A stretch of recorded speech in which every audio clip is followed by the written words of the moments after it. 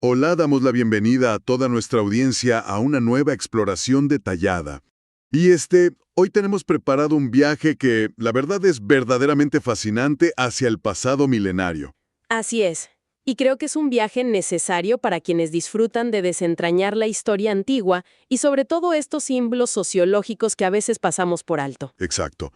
Vamos a adentrarnos en uno de los textos más antiguos y más estudiados de la humanidad para analizar los misterios, digamos, tanto arquitectónicos como psicológicos del famoso altar del incienso. Que es un tema interesantísimo. Muy, muy interesante. Del texto bíblico del Éxodo, específicamente en el capítulo 30. Para quienes navegan por la estructura original de la Torá, esto se encuentra dentro de la sección conocida como la Parashat Tetzaveh. Que de hecho funciona esencialmente como un plano arquitectónico sumamente detallado. O sea, es casi un manual de instrucciones. Sí, literal un manual. Y para construir este panorama nos basamos en un grupo de fuentes muy completo. Tenemos extractos del Yumash edición Morderor con los comentarios del rabino Mordejai Babor. Y también revisaremos traducciones clásicas con los análisis de grandes eruditos históricos como Rashi y Onkelosa. Totalmente. Y para redondear un poco la visión técnica, sumamos textos de la Biblia de Jerusalén y la Biblia Kadosh israelita. Porque el objetivo final y nuestra misión de hoy es descubrir cómo las instrucciones para construir un simple altar antiguo esconden lecciones súper profundas sobre la naturaleza humana, la inclusión social y la redención. Fíjate que es crucial acercarnos a estos textos entendiendo que las dimensiones y materiales de los que vamos a hablar no son simples caprichos decorativos. Representan un tejido social bastante complejo. La intención aquí es reportar imparcialmente lo que transmiten los textos originales, o sea, explorar las ideas exactas que estos documentos históricos pretendían comunicar en su época. Claro, sin tomar partido, simplemente analizando la genialidad del texto. Ok, vamos a desmenuzar esto. Empecemos por el diseño y la arquitectura, el plano de construcción. Al revisar las fuentes vemos que este altar debía construirse con madera de acacia y está recubierto enteramente de oro puro. Enteramente. Sí, todo, techo, paredes y sus vértices, que el texto llama cuernos, y que debían formar una sola pieza. Y las medidas son perfectamente simétricas. Un codo de largo por un codo de ancho, o sea, cuadrado, y 2 codos de alto. Que haciendo la equivalencia que menciona la Biblia Kadosh, estamos hablando de una base de unos 45 centímetros por lado y casi 1 metro de alto, 90 centímetros más o menos. Un pedestal alto y esbelto. Y a ver, a diferencia del gran altar exterior de cobre que no tenía pecho y se rellenaba con tierra, este altar interior tenía una cubierta superior sólida. Y la elección de los materiales tiene una lógica de supervivencia y prestigio enorme. A ver, la madera de acacia proviene de un árbol nudoso, espinoso, que sobrevive en las condiciones más áridas del desierto. Un árbol rudo. Súper rudo.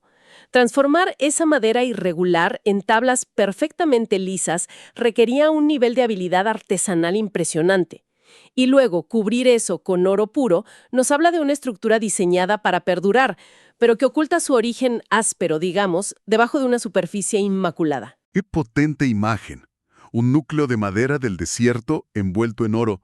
Y aquí hay un detalle estético que me llama mucho la atención del interior de la tienda. Ah, el detalle de Rashi. Exactamente. Rashi, el comentarista clásico, resalta que el texto pide hacerle un ser sahaf. ¿Un ribete? Ajá, una moldura o diadema de oro en todo su derredor, como una pequeña corona en la parte superior. Y lo fascinante aquí es que ese ser Sahav es una puerta de entrada a la filosofía política de la época. Rashi conecta esta diadema con una simbología bellísima del tratado talmúdico de Yoma. Nos explica que en el santuario existen 3 de estas coronas o diademas. A ver, cuéntanos de esas 3 coronas. Claro, la corona del arca representa la sabiduría de la Torá. La corona de la mesa representa la realeza, o sea, el poder de gobierno asociado al linaje de David. Y esta tercera, la corona del altar del incienso, representa el sacerdocio, el linaje de Aarón. Es como observar una versión muy temprana de la separación de poderes, ¿no? Totalmente. Porque en muchas culturas antiguas, el rey era también el sumo sacerdote y la fuente de la sabiduría, todo el poder en una sola persona. Aquí la arquitectura misma está dividiendo esos pilares en muebles distintos, cada uno con su corona. Una separación de poderes codificada en mobiliario sagrado. Y este mueble, en particular, también estaba diseñado para moverse. Claro, eran nómadas. Así es. Los textos detallan que debajo de la moldura se debían colocar aros de oro para pasar varas de madera de acacia recubiertas de oro para transportarlo. Y su ubicación física también revela mucho. Estaba justo frente al velo, el parójet que ocultaba el arca del testimonio. Literalmente en la antesala de lo más sagrado, a un paso.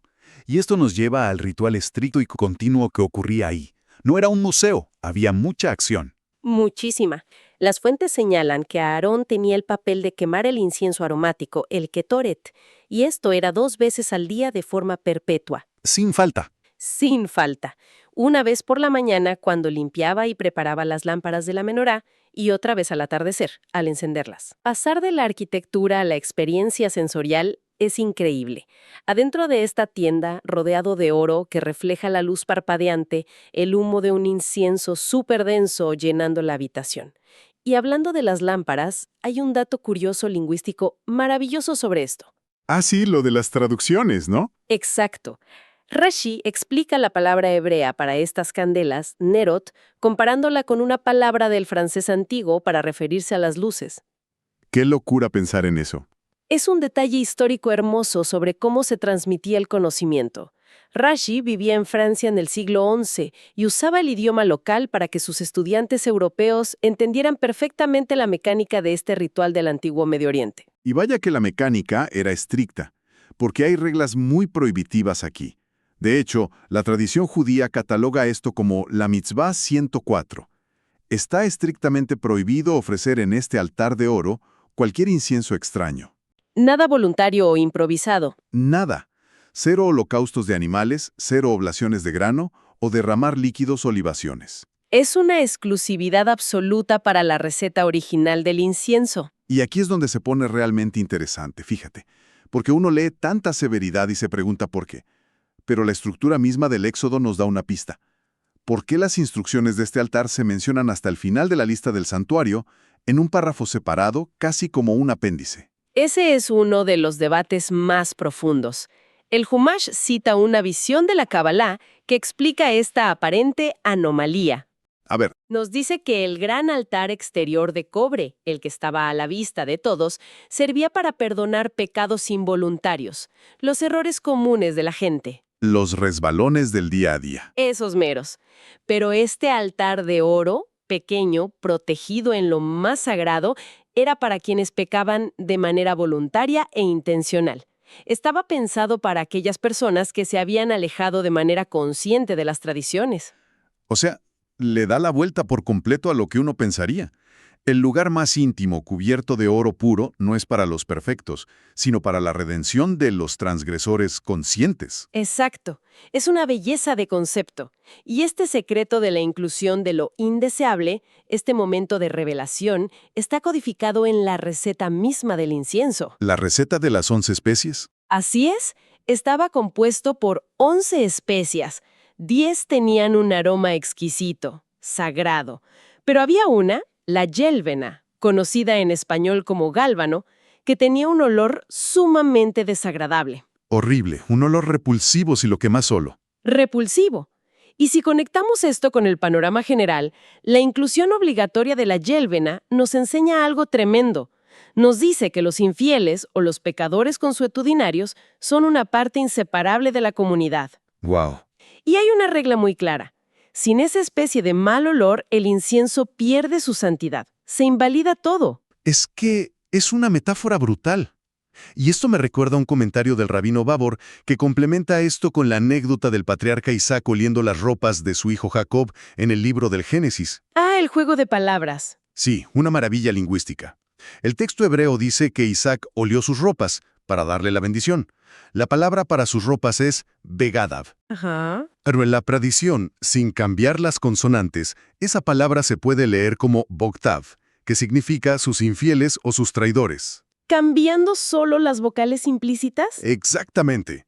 O sea que, al oler las prendas, Isaac incluyó conscientemente en su bendición a los descendientes futuros que pudieran descarriarse, demostrando que siempre hay oportunidad de redención en el tejido comunitario. Es una visión súper integradora. La comunidad no está completa sin todos sus miembros. Ahora, aunque nada ajeno al incienso podía tocar este altar, hay una única excepción en los textos que vale la pena mencionar. La excepción del día de la expiación. Yom Kippur, así es. Una vez al año y solo ese día, el sacerdote Aarón debía alterar el protocolo. Tomaba la sangre del sacrificio exterior, del novillo y del macho cabrío, y la aplicaba sobre los cuernos de este altar de oro para expiar por la impureza del santuario y de sus generaciones. Es introducir lo terrenal y crudo de la sangre en el mueble más etéreo y refinado. Es una manera de purificar y reiniciar el sistema, recordando que la redención elevada siempre tiene los pies en la tierra material, en la vida misma. Entonces, ¿qué significa todo esto para quienes nos escuchan hoy? Porque al final, este antiguo texto no es solo un manual de arquitectura, ¿verdad? Para nada, es un tratado sobre empatía y tejido social. El concepto de la helvena, esta resina apestosa, demuestra que las comunidades más fuertes y sagradas no son aquellas que expulsan a quienes perciben como defectuosos o de mal olor. Claro, no ganan nada purgando y aislando. Son las que integran a todos sus miembros, dándoles un espacio central, a un paso de lo más sagrado para la reconciliación. Lo cual creo que nos lleva a un punto final para masticar. Y esto plantea una pregunta importante basada en las 3 coronas que mencionó Rashi hace un rato. Las del sacerdocio, la realeza y la sabiduría. Esas mismas. Rashi nos dice que la corona del sacerdocio ya fue dada a Aarón y la de la realeza a David, pero la corona de la sabiduría, la del arca, se dejó ahí, a la vista, para que cualquiera que desee tomarla, venga y la tome. Cualquiera que tenga la voluntad. Exacto. Entonces la pregunta es, en nuestra época actual, de sobrecarga de información y tanta polarización, ¿de qué manera estamos perdiendo la oportunidad de tomar esa corona de sabiduría simplemente por preferir aislar a aquellos que piensan o actúan diferente a nosotros? Uf, O sea, olvidando por completo la lección de la especia del gálbano y creyendo que un incienso purgado huele mejor cuando en realidad pierde toda su santidad. Qué forma tan provocativa y profunda de cerrar el análisis. Es una idea para que nuestra audiencia explore por su cuenta en estos tiempos tan dados a la exclusión rápida. Ha sido una charla verdaderamente reveladora. Sin duda. Es fascinante ver cómo resuenan estos principios hoy en día. Agradecemos muchísimo a quienes nos acompañaron en este recorrido. Y reafirmamos el valor de cuestionar siempre nuestras propias lecturas del pasado porque esconden joyas que siguen muy vigentes. Nos escuchamos en nuestra próxima exploración.